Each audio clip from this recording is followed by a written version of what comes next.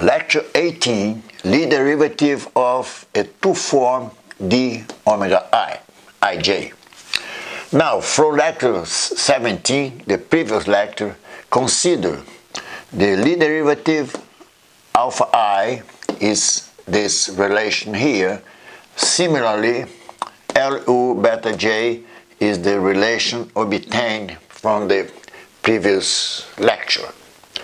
So, let the Lie derivative of the product, okay, alpha I beta j, since the Lie derivative is a linear operator, you see I can use this relation here, Lu alpha I times Lu beta j.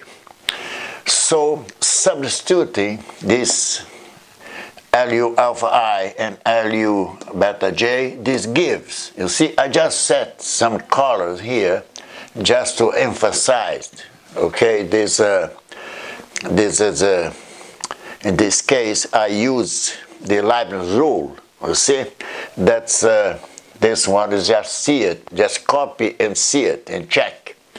So now the blue one here, you see, I can, in this case, combine with the blue one over here, and this leads to the partial derivative of xk of the product, okay, alpha I beta j. You see, just this you see in calculus, you see, so there's derivatives. Now this equation 1 and 2. Now you substitute, okay, equation 1 into equation 2, this leads, you see, just follow here, that's quite clear. I combine, you see, these two terms here, there's the blue one, you see. So now, okay, we are almost finalize this relation. So let alpha I beta j d omega ij, okay, with the objective, the purpose of this lecture.